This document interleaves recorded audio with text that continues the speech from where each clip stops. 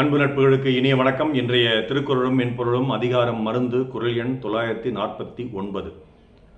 உற்றான் அளவும் பிணி அளவும் காலமும் கற்றான் கருதி செயல். ஒரு மருத்துவர் சிகிச்சை அளிக்கும் பொழுது 3 விஷயங்களை கருத்தில் கொள்ள வேண்டும். ஒன்று, நோய் உற்றவனுடைய எடை. இரண்டாவது, நோயினுடைய தீவிரத்தன்மை. மூன்றாவது, அந்த சிகிச்சை கொடுக்க வேண்டிய காலம். இது 3ஐயும் கருத்தில் கொண்டு ஒரு மருத்துவன் சிகிச்சை செய்ய வேண்டும். A doctor has to consider the weight of the patient, the intensity of the disease and the timing of the treatment while giving treatment. மருத்துவர்களுக்கு என்று சொல்லப்பட்ட 3 குறட்பாக்கள் கடைசி 3 தான் இந்த அதிகாரத்தில். அதில் இந்த குறள் என்ன சொல்றாருன்னா, நோயுற்றவனுடைய எடையை நீ கருத்தில் கொள்ள வேண்டும். உற்றான் அளவும் சொல்றார். அளவு என்றால் அது எடை என்று தான் எடுத்துக்கொள்ள வேண்டும். ஏன் அந்த எடை எடுத்துக்கணும் அப்படின்னா, ஒரு மருந்து கொடுக்குறோம் ஒரு நோயாளிக்குன்னா, அந்த மருந்தை உட்கொள்ளும் மருந்து, கண்ணுக்கு போடுற சொட்டு மருந்து, இந்த ஆயின்மெண்ட் அந்த எல்லாம் சொல்லலை, உட்கொள்ளும் மருந்தோ அல்லது ஊசியோ எவ்வளோ டோஸ், எவ்வளோ அளவு கொடுக்கணுங்கிறது நோயாளியினுடைய எடையை பொறுத்துத்தான். சில பேர் சொல்லுவாங்க, 12 வயசுக்கு மேலே இருந்தால் முழு மாத்திரை, 12 வயசுக்கு கீழே இருந்தால் அரை மாத்திரை அப்படின்னு. அது தவறுங்க. ஏன்னா 12 வயசுக்கு கீழே இருக்கிறவங்க கூட 60-70 கிலோ இருக்கலாம், 12 வயசுக்கு மேலே இருக்கும் கூட 30 கிலோவும் இருக்கலாம். அதனால் எடையை பொறுத்துத்தான் நாம் மாத்திரையோ ஊசியோ போட வேண்டும், வழங்க வேண்டும். Weight, dose per kilogram of weight அப்படிங்கிறது தான் மருத்துவர்களுக்கான, மருந்து ஆளுநர்களுக்கான ஒரு ஃபார்முலா, ஒரு சூத்திரம்.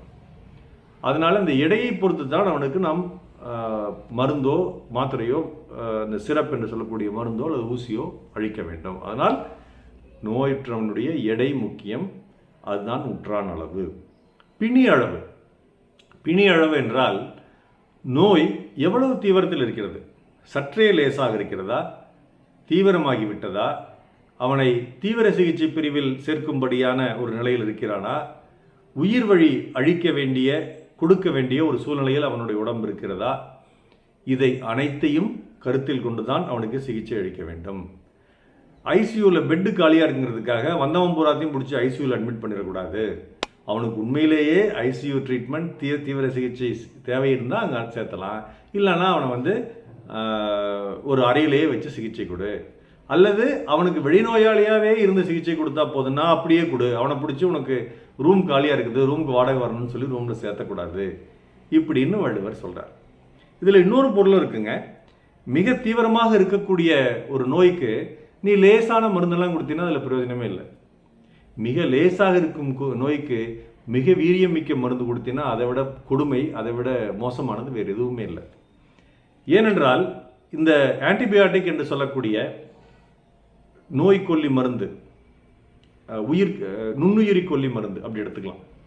அது இன்ஃபெக்ஷன், தொற்று நோய்களுக்கெல்லாம் கொடுக்குறோம். அதில் மிக ஆரம்பகட்ட ஆன்டிபயாட்டிக் இருக்குது, மிக உயர்ந்த வீரியம் மிக்க ஆன்டிபயாட்டிக் இருக்குது, ஹையர் ஆன்டிபயாட்டிக்ஸ் அப்படின்னு சொல்லுவோம்.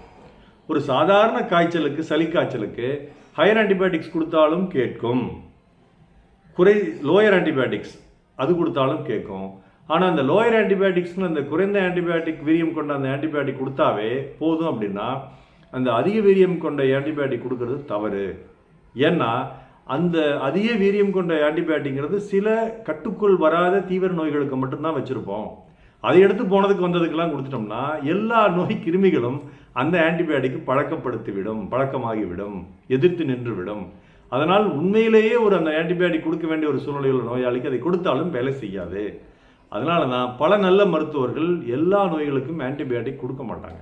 அது நோயாளியினுடைய எதிர்ப்புத்தன்மையை குறைப்பது மட்டுமல்லாமல் நோய் கிருமிகளுக்கு எதிர்ப்புத்தன்மையை அதிகப்படுத்தவும் செய்கிறது. அதனால் ஆன்டிபயாட்டிக் என்கிற அந்த நுண்ணுயிர் கொல்லி மருந்தை நல்ல மருத்துவர்கள் தேவையான நேரத்தில் தேவையான அளவுக்கு கொடுப்பார்கள், தேவையான ஆன்டிபயாட்டிக்கை தேர்ந்தெடுத்து கொடுப்பார்கள். இதுதான் பிணி அளவு.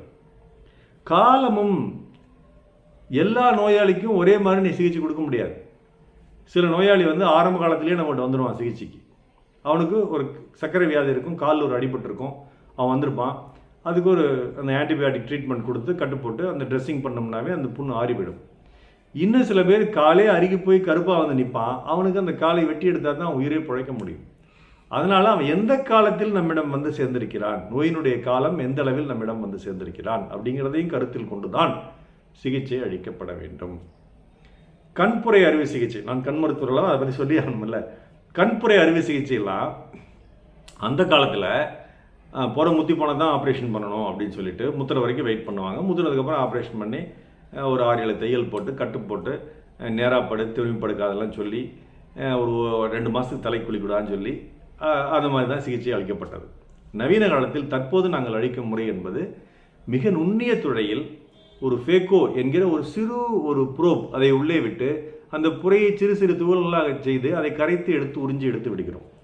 இதற்கு புரை முத்தக்கூடாது, முத்தினால் நிறைய பிரச்சனைகள் வரும். அதனால் ஓரளவுக்கு புரை வந்தவுடன் அவருக்கு பார்வை தடுமாறிய உடனே அறுவை சிகிச்சை செய்து விட வேண்டும். முற்றும் அளவுக்கு காத்து கிடக்கக்கூடாது.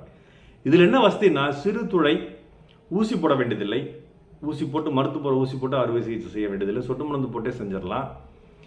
அறுவை சிகிச்சை செஞ்சு உடனே போயிடலாம். தையல்கள் கிடையாது. அவங்க தேவைப்பட்டால் 2-3 நாட்கள்லேயே அவர்கள் வெளியில் செஞ்சு வேலை செய்யலாம். வீட்டில் இருந்தபடியே வேலை செய்யலாம். இந்த மாதிரி பல சலுகைகள் இந்த நுண்துளை அறுவை சிகிச்சை மூலமாக இருக்குது. உடம்புலேயே இந்த லேப்ராஸ்கோபிக் அறுவை சிகிச்சைங்கிறது அப்படித்தான். இது இந்த காலத்தில் வந்து விட்டது. அதனால் அந்த காலத்து அறுவை சிகிச்சையை நான் பிடிச்சிட்டு இருக்கிறேன் அப்படின்னு ஒரு மருத்துவர் நினைக்கக்கூடாது. தன்னை நவீனப்படுத்திக்க வேண்டும் என்றும் இந்த குரலில் ஐயன் பொருள் சொல்லியிருக்கிறார். அருமையான குரலுங்க. உற்றான் அளவும் பிணி அளவும் காலமும் கற்றான். அந்த கற்றான் என்பவன் மருத்துவன். அவன் நன்கு கற்ற மருத்துவனாக இருக்க வேண்டும். போலி மருத்துவனாக இருக்கக்கூடாது. டுபாக்கூர் மருத்துவனாக இருக்கக்கூடாது. கற்றான் கருதி செயல். நாள் சிறக்க நற்றமிழ் வாழ்த்துக்கள். மருத்துவர் ராம செல்வரங்கம் நிலைய கிழமை சேலம் கள்ளக்குறிச்சி அரூர் நல்ல நன்றி. டாக்டர் செல்வாக்குள் யூடியூப் சேனலை ஷேர் பண்ணுங்க, லைக் பண்ணுங்க, கமெண்ட் பண்ணுங்க, சப்ஸ்கிரைப் பண்ணுங்க. வணக்கம்.